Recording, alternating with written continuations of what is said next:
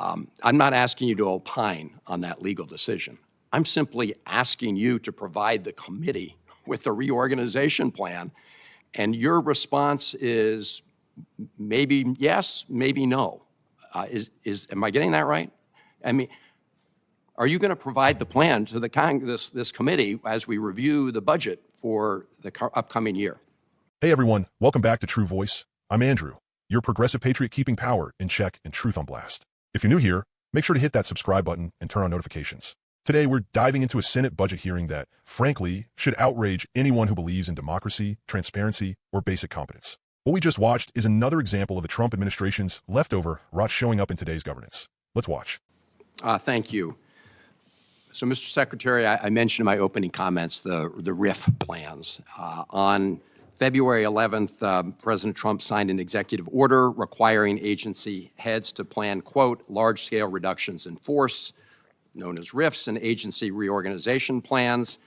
On March 27th, Senator Moran and I sent you a letter requesting that you send us the plans the department submitted to the White House. It's now June 4th. We've not received a response. We're in the middle of a budget hearing. First of all, you would agree, would you not, that your reorganization plans are relevant to the committee's consideration of the budget? I think our proposal for the budget is clear, so I think it takes those things into account. Mr. Secretary, let me ask you this. Are you going to provide us with the reorganization plan, and when? I will certainly get together with the department, and we will consider what information we can give you that makes sense. But I'm happy to work with you offline if you'd like. Okay, Mr. Secretary, you're aware of the fact that a federal district court ruled that the RIF plans proposed by the Trump administration could not go forward because the judge stated that, quote, agencies may not conduct large-scale reorganizations or reductions in force in blatant disregard of Congress's mandates, and a president may not initiate large-scale executive branch reorganization without partnering with Congress.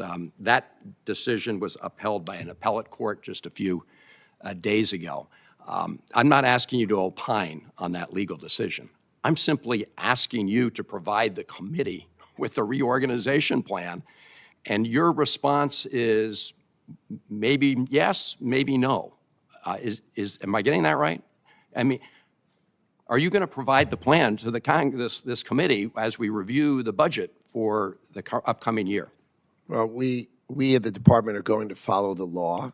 That, of course, is what we're going to do. Okay. Well, the law actually does require that you submit these major changes to the Senate. Let me ask you this.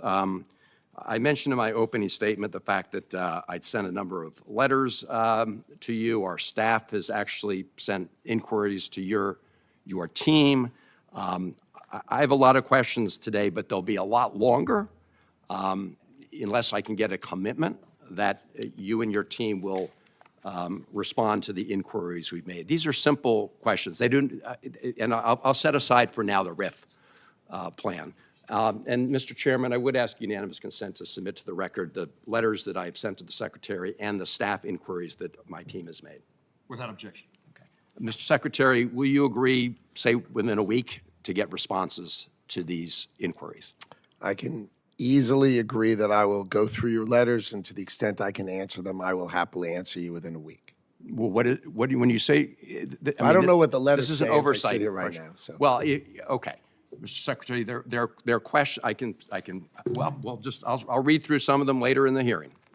We can go through them one by one. They're pretty straightforward, simple questions about the implications of the department's actions on certain programs.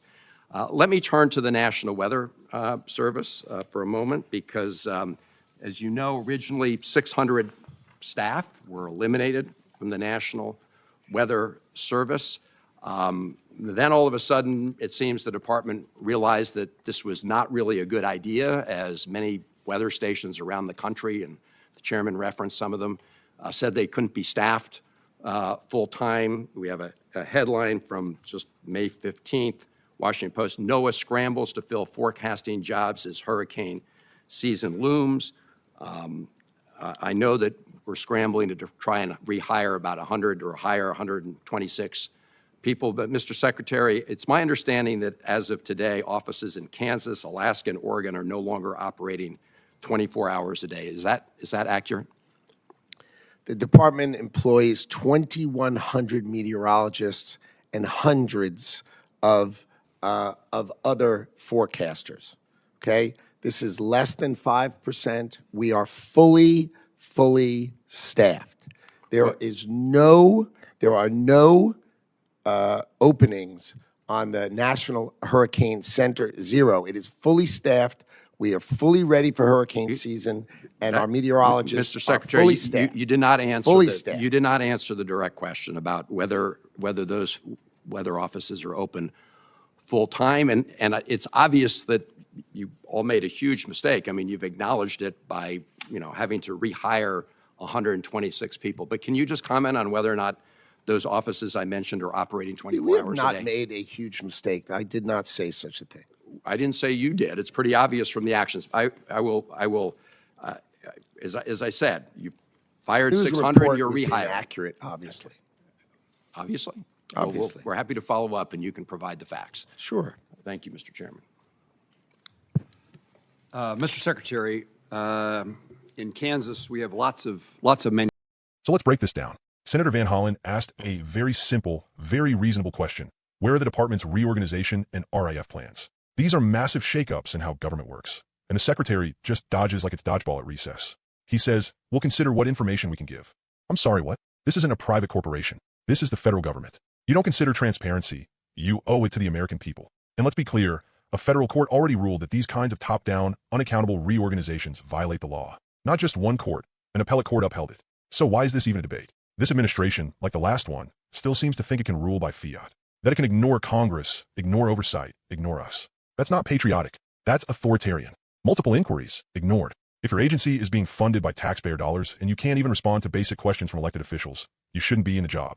Period. This isn't red versus blue. This is competence versus chaos. This is about whether our institutions answer to the people or to a political agenda. And then we get to the National Weather Service. This one made me mad. Cutting 600 staff, realizing it was a terrible idea, and scrambling to rehire 126 right before hurricane season. You don't need to be a meteorologist to see that storm coming. Weather offices in Kansas, Alaska, and Oregon not running 24/7, that's not just poor planning, that's endangering lives. And instead of owning the mistake, the secretary's like less than 5%. No big deal. Are you kidding me? This is the kind of stuff that happens when your priority is shrinking government instead of making it work better for the people. Here's the truth. Folks, we need a government that works for us, not against us. And we need leaders who answer to Congress, to the law, and most importantly, to you. If you're tired of this kind of smoke and mirrors leadership, do me a favor. Subscribe to True Voice. Share this video. Leave a comment. Because staying silent when democracy is being undermined, that's not an option. I'm Andrew. This is True Voice. Stay loud, stay informed, and stay on the right side of history.